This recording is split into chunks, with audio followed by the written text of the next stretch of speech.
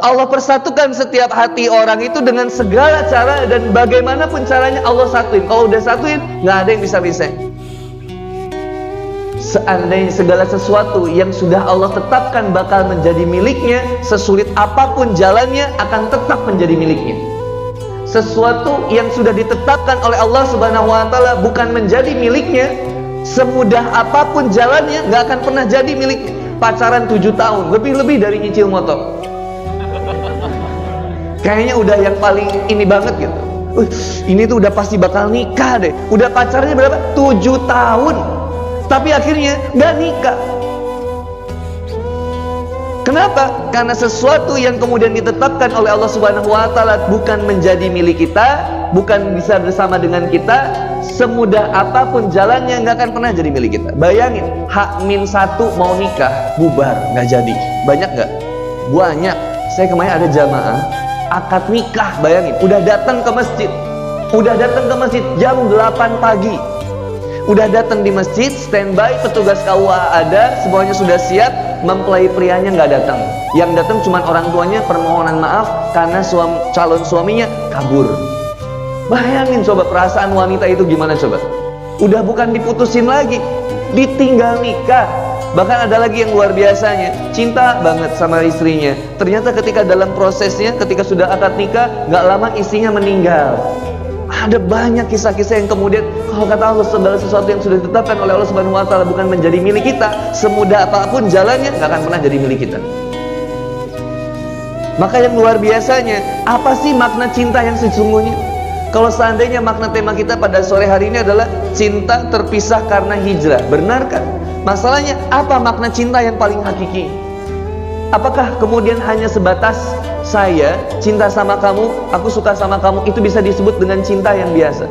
Saya rasa definisi yang paling nikmat bagi seorang muslim adalah ketika mengatakan definisi cinta adalah segala sesuatu yang terikat dengan kecintaan kepada yang maha cinta, kepada Allah Subhanahu wa Ta'ala. Aku mencintai AA, aku mencintai Mbak karena Allah Subhanahu wa Ta'ala. Aku mencintai istri karena Allah Subhanahu wa Ta'ala. Kalau cinta sama Allah, serasa cintanya besarnya sama Allah Subhanahu wa Ta'ala, sangat mudah untuk menurunkan cinta itu kepada yang lainnya, dan tidak akan pernah melebihi cinta kepada selain Allah Subhanahu wa Ta'ala. Nggak akan. Wa minan nasi may yattakhidhu min dunillahi andada yuhibbunahum kahubbillah. Wa minan nasi may yattakhidhu min dunillahi andada yuhibbunahum kahubbillah.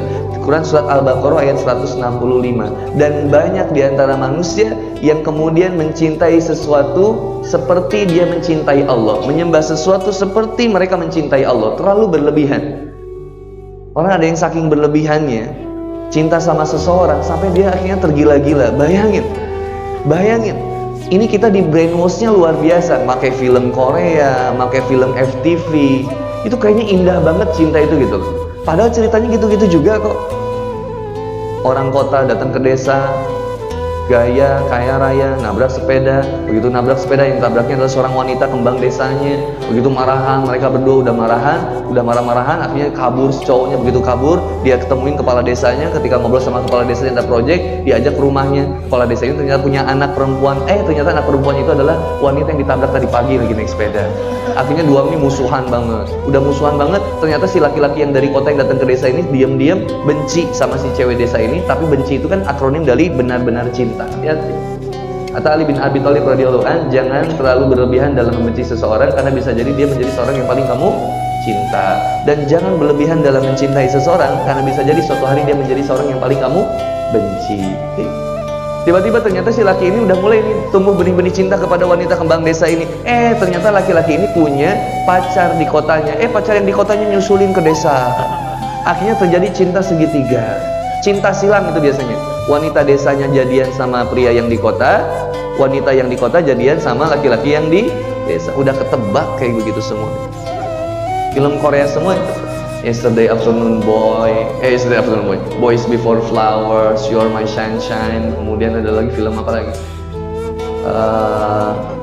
One Love, True Love. Itu semuanya itu diadaptasi kemudian menjadi film-film yang ada di Indonesia. Yang luar biasanya, ikhwan dan akhwat yang dimuliakan oleh Allah Subhanahu wa Ta'ala, kita udah ke brainwash nih. Brainwashnya apa salah satunya? Bahwa pacaran itu sesuatu yang biasa, bahwa maksiat itu sesuatu yang lumrah deh, bahwa nikah pakai pre-system Islam itu kayaknya nggak mungkin banget. Ta'aruf, khitbah, ketemuan 3 kali, gimana bisa kemudian mempertahankan rumah tangga yang bertahun-tahun, yang udah pacaran aja nggak tahan kok. Ini lihat logika yang luar biasa. Kok bisa sih orang yang cuma 3 kali ketemuan? Pertanyaannya, kok bisa sih orang yang cuma 3 kali ketemuan, nggak pernah ketemuan sebelumnya, lalu nikah? Kok bisa sih? Tapi ada yang kemudian menjalin hubungan pacaran 7 tahun, pernikahannya cuma seumur 1 tahun. Ada nggak? Banyak banget. Banyak banget. Pertanyaannya, kok bisa? Karena yang membedakannya adalah visi dan misi dalam rumah tangga itu. Maka kalau misalkan bicara cinta terpisah karena hijrah, ketika kita memilih segala sesuatu, hijrah ini kan ada 2 syaratnya. Ada yang ditinggalkan dan ada yang dituju. Apa yang ditinggalkannya? Darul kufar. Menuju apa? Darul Islam. Paling sederhananya apa? Apa yang ditinggalkannya? Kemaksiatan. Kemudian apa yang ditujunya? Ketaatan. Maka hijrah syaratnya 2. Ada yang ditinggalkan dan ada yang dituju. Ada yang ditinggalkan kebiasaan buruknya, kemaksiatan yang dulunya, menuju kepada kebaikan-kebaikan yang kemudian diridhoi oleh Allah Subhanahu wa taala. Berat nggak? Berat. Allah tahu banget nih, prosesnya berat banget. Mutusin pacar berat atau mudah? Jujur. Ahwat. Mending diputusin, mending mutusin pacar. Halo? Ditinggalin atau meninggalkan? Pilih. Ditinggalkan atau meninggalkan? Pilih. Berpisah itu sebuah kepastian. Ditinggalkan atau meninggalkan itu sebuah jawaban. Cepat atau lambat kita bakal berpisah deh. Kita bertemu nanti berpisah. Saya sama Teh Rini, saya bilang, Damam, kita nih bakal pisah juga. Kang Moni mau dakwah kemana-mana, udah biarin aja. Mamam juga akhirnya ingat bahwa nggak boleh saya terlalu cinta sama Kang Boni. Kenapa? Karena orang yang beriman di Quran surat Al-Baqarah 165 itu cirinya apa? Walladzina amanu asyaddu hubbalillah. Orang yang beriman itu cintanya teramat sangat besar kepada Allah Subhanahu wa taala. Kalau cintanya udah teramat sangat besar kepada Allah Subhanahu wa taala, nggak ada yang kemudian dia khawatirkan lagi. Dia titipkan semuanya kepada Allah Subhanahu wa taala. Dia jaga benar-benar cinta Allah Subhanahu wa taala. Tapi kalau cintanya bukan kepada Allah, ini yang bikin berat. Maka visi misi pernikahan yang pertama adalah meningkatkan kecintaan kita kepada Allah Subhanahu wa taala. Pengen sampai kepada ridho Allah, itu kan tujuannya utama. Bayangin nggak kalau misalkan kayak gini, saya mau ke Jakarta, saya mau ke Jogja, Teteh mau ke Jogja juga, sama. Kalau udah sama, apapun bagaimanapun jalannya, kita akan sampai ke sana barengan. Mau naik jalan kaki, mau naik motor, mau naik ondel-ondel, apa? Andong, mau naik bus, mau naik pesawat, apapun dan bagaimanapun caranya, asal tujuan ke Yogyakarta kan sama. Nah, aku sana. Kalau pernikahan Islam cuma nanya apa sih tujuan pernikahannya? Pengen sampai kepada ridho Allah. Sama. Kalau udah gitu gimana? Ya udah, deal, klik ketemuan, deal, cepet. Nggak, tujuannya udah sama. Karena tadi lihat, aku, kebayang nggak? Mau kamu.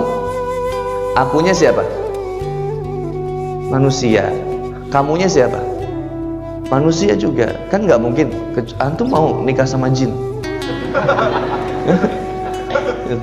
Akunya manusia, kamunya manusia, aku manusia, kamu manusia. Manusia punya tujuan yang sama diciptakannya. Untuk apa tadi? Surat Az-Zariyat ayat 56 itu. Wa ma khalaqtul jinna wal insa illa liya'budun, kecuali untuk beribadah kepada Allah. Oke, tujuan kami beribadah. Maka aku menginginkan seseorang yang sama-sama untuk meningkatkan nilai-nilai ibadah kepada Allah Subhanahu wa taala. Kita pengen carinya yang senantiasa mampu membuat kita makin semangat beribadah kepada Allah Subhanahu wa taala. Itu ciri yang pertama. Maka ketika seseorang sudah memulai untuk berhijrah, pasti dia akan terpisah dengan segala sesuatu yang pernah dia cintai. Pacarnya ditinggalin, pacarnya bilang gini, kamu udah gak cinta lagi sama aku. Aku bilang, aku udah cinta sama Allah Subhanahu wa taala. Cinta juga. Karena apa? Karena dulu aku sama kamu bukan cinta, nafsu. Mustahil seorang laki-laki mengatakan aku cinta sama kamu kalau belum diakad nikah. Itu mustahil benar-benar cinta. Yang sebenarnya kalau bahasanya pengen ditranslitasi ini kayak gini nih bahasanya. Nembak itu, seorang laki-laki nembak cewek itu bukan bilang aku cinta kamu, mau nggak kamu jadi pacar aku? Bukan. Mau nggak kamu aku pegangin? Mau nggak kamu aku ciumin? Mau nggak kamu aku zinahin? Mau nggak kamu aku tidurin? Mau nggak kamu aku hamili lalu aku pergi meninggalkan? Kalau gitu kira-kira diterima nggak? Enggak. Maka kata-katanya itu indah banget loh. Dewi, aku tuh udah lama banget merhatiin kamu. Rasanya ada yang berbeda dari getaran hatiku ini.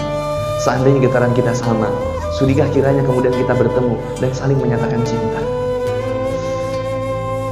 Aku cinta sama kamu, kamu mau nggak jadi pacar aku? Itu Dewi tuh pas nerima SMS langsung, oh ya Allah, Rudi. Ya, sama Rudi kan? Insya Allah Rudi, mudah-mudahan hubungan kita hubungan yang penuh berkah. Pacaran syariah ini. Mudah-mudahan kita bisa saling mengingatkan di jalan Allah. Insya Allah Dewi, kita akan saling mengingatkan ya. Ingat, kita nggak boleh terus-terusan maksiat. Kita jaga hubungan ini ya sampai ke pernikahan. Jaga sholatnya ya sayang. Aduh, pengen ngebacok ini. Ini nggak ada yang ini sayang.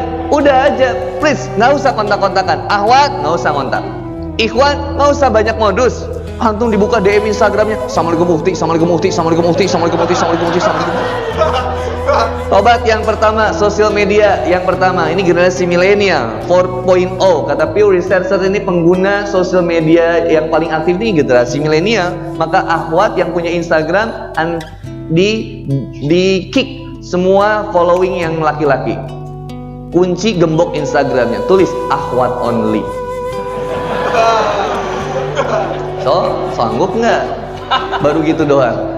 Ikhwan jangan ketawa dulu. Ikhwan, proses tobatannya unfollow semua wanita yang di follow. Unfollow semuanya, unfollow. Penyanyi dangdut tuh apain sih antum follow, aneh deh. Biar apa coba? Ada motivasi, unfollow. Nanti teteh akan ada satu laki-laki yang teteh izinkan follow teteh. Siapa? Suami tercinta. Yang dia akan melihat keindahan wajah teteh di sosial media. Tapi cuma suami satu aja. Ikhwan, hanya akan satu followers yang wanita yang di follow. Siapa? Istri. Istri itu seneng banget dispesialin loh. Seneng nggak? Mohon maaf, bukan berarti yang jadi yang kedua, ketiga, keempat itu nggak baik. Saya cuma nanya aja, pengen jadi yang ke-1 atau yang ketiga? Halo? Ke-1 atau yang ketiga? 1. Dia pengen dispesialin. Dia pengen dipuji, ditempatkan di relung hati yang paling dalam. Kalau laki-laki, santai. Laki-laki kan the best, the one and only. Nggak boleh nggak? Cewek punya suami 4, boleh nggak? Enggak. Artinya kenapa? Kalau hati pria itu cuman satu dan satu-satunya, dipertahankan di setiap wanita. Tapi yang namanya wanita itu hatinya lapang. Dia bisa berbagi, emang itu jalan surga yang luar biasa. Dia sabar untuk membagi hatinya dengan yang lain. Tapi kenapa kita jadi bahas ini sih? Ini anak baru sadar direkam loh. Wanita ini spesial, luar biasa. Balikin ke yang tadi. Dah, syarat hijrah yang pertama, obat sosial media. Jangan-jangan sosial media kita ini lebih soleh daripada kita. Nanti yang masuk surganya Instagram, Facebook, masuk dada. Kitanya ada jalan-jalan ke yang lain. Aku mau kamu. Akunya manusia, kamunya manusia. Aku manusia diciptakan oleh Allah, kamu manusia diciptakan oleh Allah. Kita sama-sama diciptakan Allah untuk beribadah. Maka aku akan mencari seseorang yang senantiasa mau beribadah kepada Allah Subhanahu wa taala. Tinggalkan seseorang yang mampu membuatmu bertekuk lutut kepadanya. Dan kejarlah dia yang mampu membuatmu bertekuk lutut bersama-sama kepada Allah Subhanahu wa taala. Kalau ada orang yang bikin kita bertekuk lutut kepadanya, tinggalin siapa dia. Tapi kejar seseorang yang kemudian membuat kita bertekuk lutut kepada Allah Subhanahu wa taala. Bismillah ya Allah. Yang itu ya Allah, dia kayaknya bisa membuat saya lebih baik ya Allah. Tapi ya Allah, Kau mengetahui yang terbaik menurutmu ya Allah. Bismillah. Nanti kita bicara tahap-tahapnya insyaallah. Maka ketika ada pilihan begini, udah ada nih tujuannya ibadah kepada Allah. visi misinya udah jelas nih, pengen sampai kepada ridho Allah Subhanahu wa taala. Maka kita akan meninggalkan segala sesuatu yang dibenci sama Allah Subhanahu wa taala. Ada nggak sih sampai ke ridho Allah tapi kemudian lewat maksiat, bisa nggak? Nggak bisa. Maka kemudian ini udah menjadi patokan bagi kita. Ketika kita ingin sampai kepada ridho Allah Subhanahu wa taala, maka kecintaan kepada dunia, kecintaan kepada kemaksiatan yang membuat kita kemudian jauh dari tujuan ini, kita bakal tinggalin itu semua. Maksiat tinggalin, mohon maaf, mabuk tinggalkan, ngepoin mantan tinggalkan. Mantan itu kan manis dalam ingatan, jangan berusaha untuk dilupakan. Nikmati proses ingatannya untuk jadi bahan istighfaran aja. Semakin berusaha untuk dilupakan, semakin sulit kau melupakan. Slow aja. Masa lalu itu kan kayak spion di mobil, spion di motor, nggak ada kerjaan. Orang yang terus-terusan lihat spion, nggak ada kerjaan. Terus-terusan lihat spion, nabrak, brother, astagfirullah. Yang lebih ngeri lagi, antum naik kendaraan, lihat spion orang lain, ngapain? Fokus aja. Masa lalu kita udah lihat masa lalu kita, sesekali aja teh, sekali aja mbak dilihatnya. Oh, dulu aku pernah gini, astagfirullah. Fokus lagi ke depan. Ini jalan utamanya. Saya mau bahagia, kau layak bahagia dan dibahagiakan. Udah, lupakan seseorang yang senantiasa pernah menyakitimu dahulu. Itu cara Allah Subhanahu wa taala untuk mengenalkan kepadamu bagaimana rasanya sakit hati. Maka jangan menyakiti hati orang lain. Itu cara dari Allah Subhanahu wa taala mengenalkan rasa bagaimana rasanya dikhianati. Maka jangan khianati orang lain. Hukum kontradiktif itu selalu diajarkan oleh Allah Subhanahu wa taala. Kalau pengen bahagia, Allah akan ajarkan rasa sedih. Kalau pengen kaya, Allah ajarkan bagaimana rasanya kekurangan. Kalau pengen kemudian kita mendapatkan kemudahan, Allah berikan dulu jalan kesulitan. Agar kita kemudian mengapresiasi setiap proses yang sedang kita jalani dan senantiasa berhusnuzon kepada Allah Subhanahu wa taala. Allah selalu ngasih yang terbaik sama kita. Bismillah. Kata Allah Subhanahu wa taala, kalau hambaku berjalan kepadaku, aku berusaha lebih dekat kepadanya. Bahkan sampai kemudian, ya Rasulullah, seandainya dia mengatakan kepadamu dan bertanya kepadamu, di manakah aku? Katakanlah kepadanya, sesungguhnya aku dekat. Ini qarib, aku tuh dekat banget. Bahkan ketika kita berjalan selangkah kepada Allah Subhanahu wa taala, bayangin, baru berangkat sejengkal, Allah datengin kita berapa? Sehasta. Satu jengkal ini kan 22,86 cm dalam ukuran tangan dewasa. 22,86 cm.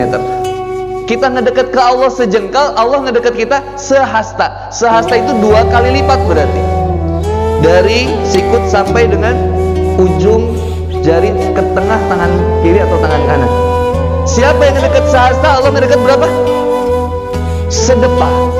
2 kali lipat lagi. Paling minimalnya Allah ngedekat kita 2 kali lipat. Bayangin, teteh jalan dari rumahnya masing-masing, jalan dari rumahnya masing-masing sampai ke masjid Jami